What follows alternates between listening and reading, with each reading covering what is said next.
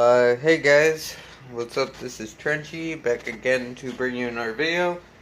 Um, this time I am back again doing another Thrill Me Thursdays, brought to you by, hey, isn't that Devon Graham, aka Andrew? Very cool channel, you should check him out. So this time on Thrill Me Thursdays, we are doing top 5 Freddy kills, top 5 Mr. Krueger kills in honor of Wes Craven, R.I.P. And this was hard. I did prep for this. I went back and I didn't watch all the movies, but because I don't have time for that. But I did go and I watched the dead meat kill counts just to have all the deaths fresh in my mind. I did rewatch. I did watch Freddy's Dead because I thought I hadn't seen that one, but apparently I had because I remembered it, which is weird. But yeah, so I did watch that one in full. I did not end up watching. I was gonna do the Freddy vs. Jason and the remake kill counts just to see, but then I ended up just saying fuck it. I'm just gonna do the through New Nightmare. I'm just gonna do one for New Nightmare, and then I'll pick my deaths from there. And this was hard. This was really hard to decide, but I got my 5 here, and hopefully I get my facts right. Number 5 is Carlos, and what I call the "Can you hear me now?" death from Part 6, Freddy's Dead. And yes, I'm making up my own nicknames for the kills. This death has a lot of fun build up to it. Well, first we have Freddy sticking a fucking one of those cotton swabs like into his ear. What are they called? Q-tips in too far in his ear and like out the other ear, I believe it was. Holy shit, man! I have a fear of that. So that had me tripping at first too. And then he cuts off the dude's ear, side of the ear with the ear thing, and then Carlos can't hear shit, so he's walking around, and Freddy's jumping up behind him, pretty much being a dick.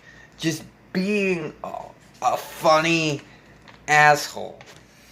And then finally, he makes the magical hearing aid that enhances sounds, and then he starts fucking with him, dropping things on the ground like pins. He ends up dropping like 6 pins at one point, and then finally, he pulls out the worst noise you could make in his Freddy claws on a chalkboard.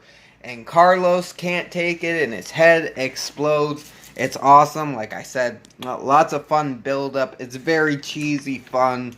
And Krueger is just fun. Krueger, you could tell Robert Englund was having a good time with that scene. He was having fun, man. And it's fun to see Robert and Freddy having fun, and plus, who really liked Carlos anyways? Fuck Carlos. Number 4, Debbie from, I believe, Part 4, right? Yeah. Part 4, Dream Child. Bugging out. That's how I go. Bugging out. Now, they set this up. They set up 2 things about Debbie, kind of half-assed. They set them up like, 1, she finds a bug in her chip, so we learn she's afraid of bugs. And 2, she always talks about working out, yet we don't see her do it. Until her death scene, but she's always like, I gotta work out, man. I love working out. I work out, man. I gotta be athletic. I'm like, why aren't you doing it? Show, not tell. But, still. So we finally see her working out, and apparently she fell asleep. And she's lifting a weight, and then Freddy shows up, pushes down the weight. We see her split at the elbows because the weight goes like this, and her elbows split. And then it just gets worse from there, because she starts sprouting bug arms, bug legs out of where it split. So it's like, out of the hole, because her arms fell off, the bug arms are coming out of where the elbows were split. And it's crazy. So she's running down this hallway, and then finally she falls into this bug stuff, and she goes to pull herself up, but her skin falls off, and it's just this cockroach. And Freddy goes. We see Freddy holding the box, and he squeezes it and kills her because apparently she was in this little box that Freddy was holding, and he squashes the roach. And I think that's kind of cool. Like first playing on her exercising, and then having the elbow split would have been just cool anyways. But then having her turn into a bug just took the extra mile for me, and that was a very unique, very cool death. And I know they set up those like traits half-assed, but I still love the payoff of it, and it was a good kill. Gotta love it. And number 3, I have Phil from Dream Warriors, Nightmare on Elm Street 3. The other one was Dream Master, was the one where Debbie got killed, part 4. But yeah, and this is Phil's death, aka Late Night Puppet Show. And this one, we have Phil, and he likes to make these puppets. He's in the psych ward, and what happens is Freddy gets a twisted idea from that, and he cuts out Phil's veins and makes them in the puppet strings, and then makes Phil puppet walk out of the room and to a ledge, and all the other kids wake up and they're like, no, but they're trying to get help because they know what's going on too. They know that shit ain't a suicide. They know what's happening, but it's too late. Freddy cuts the cords, and Phil falls to his death. It's very cool, very brutal kill. Also, it sets up some character death for Kim Cade. It sets up for some development for him, because he actually kind of wakes up and sees him walking out of the room, but he just goes back to sleep. He's like, have a nice stroll, asshole, because he thought Phil was sleepwalking. Because I guess Phil has a tendency to sleepwalk, I believe they said. And so after that, Kim K kind of feels some guilty about Phil's death. As you could see, they don't touch on it too much, but you could see in that scene, he definitely, right after that, where they're in the therapy session, that he does feel regret, and he feels guilty about Phil's death, which I thought was a nice little touch to add in there. I like that the death built on one of our existing characters and added some more depth to him in character development. And again, it was a brilliant death. Really good. Number 2, we have Glenn's death from the original Nightmare on Elm Street, aka Captain Jack's movies. They should definitely make a Captain Jack Sparrow smoothie, though. I totally drink that shit. But not Johnny Depp, of course, but just in general, brand it. Give it a Caribbean flavor. But in this death, we have Glenn, who was supposed to wake up Nancy in the first time, but has fallen asleep. But Nancy has regained her faith in Glenn, and she's like, you fucked up the first time and fell asleep. I'll give you a second chance. Don't fall asleep this time. We gotta go do this shit. Glenn's like, okay. Glenn, what does he do? He literally has one job in this movie, and that's to stay the fuck awake. What does he do? He falls asleep. Again. And this time, hell no. You're not getting away with that one. Freddy sucks him into the bed, slices him up. I could only imagine he had blades spinning around like a blender and blended Glenn up, making this little Glenn smoothie, and sprays it up out of the bed.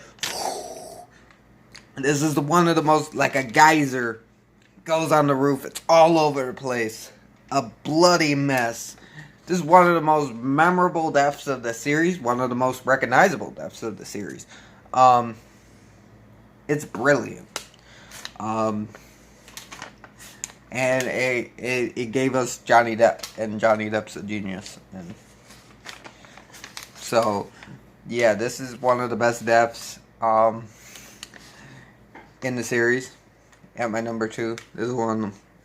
But there's one death that beats it for me. One death that always stayed with me. I think this is the first Freddy Krueger death I saw.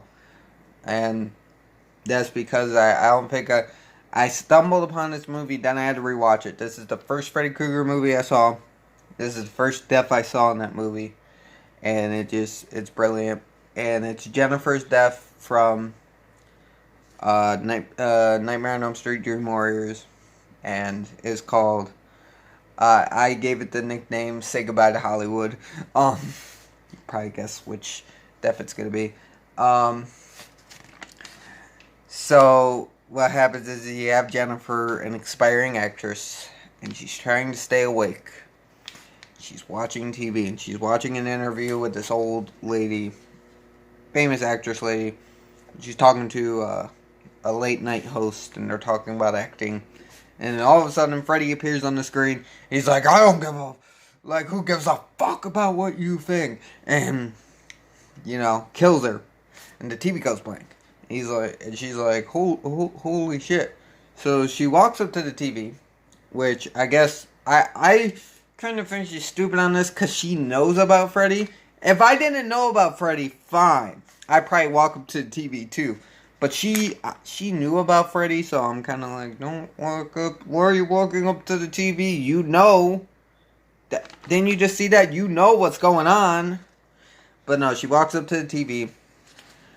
Then shit goes crazy. Freddy arms pop out of the TV and it looks so fucking cool. And Freddy comes out the top with the two antennas on his head. And he picks her up. Or he already had her picked up by the time the head came out. And then he's like, Jennifer, this is your big break. Something like that. And then he says the most, probably my favorite one-liner in the series. Welcome to prime time, bitch! And shoves her head into the TV. And people think that's a suicide. That she decided to... She went so crazy, she slammed her head in the TV and fried herself. It's so fucking cool. So memorable. Love the line. Pretty much the first death I saw made me had to rewatch the movie. This is why this movie is probably my favorite Freddy movies, because it's the first one I saw, and it's probably got... It's so good. I'll have to do a review on Dream Warriors at some point, because I could literally talk about how good this movie is. It's literally in my top 100 favorite movies of all time. I have no shame in saying that. And I love that death. I love that death. Yeah. And I'm sorry... There was a lot of them, and this was really hard to do. This was really hard, because there was a lot of them I wanted to mention. Like, Taryn's death was pretty cool. Sheila had a good death. Even Greta had a really good death, and Mark had a unique death. Just, there were so many deaths, Nancy for the emotional value. But I think these, even Carrie was kind of, like, cool. Like, that was a surprise, but, and of course Tina. I'm just rambling at this point, but I went with these five. These five stood out really to me, and I'm like, yeah, this is gonna be my picks. In the end, these won, and I got to make fun little names for them. So yeah, next week is based on 5 horror films based on a true story. Man, this could be hard, because technically, even Jaws and Scream are supposedly based off true events, kind of. Like, I guess there was a scenario that inspired Scream, and then there's a scenario that inspired Jaws. It's gonna be really hard. And then Texas Chainsaw Massacre thrown out there, I'm based off a true story. No, you're not! That didn't happen! Which confused me. I thought it was for a long time. I'm like, the world's fucked up, and then I'm like, well, the world's still fucked up, but at least this shit didn't happen. But yeah, yeah.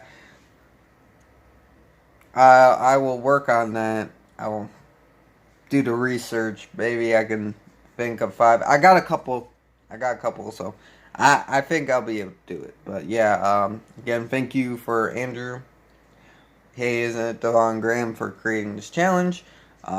Next week's going to be really fun based on true stories. I had fun doing the Krueger deaths, and I had fun rewatching the movie and watching the kill counts on Dead Meat. Fun time. That dude's funny. But yeah, really fun revisit. And now I'm just gonna end the video. I hope you guys have a nice day. Stay frosty. This is Trenchy signing off. Beep bop boop.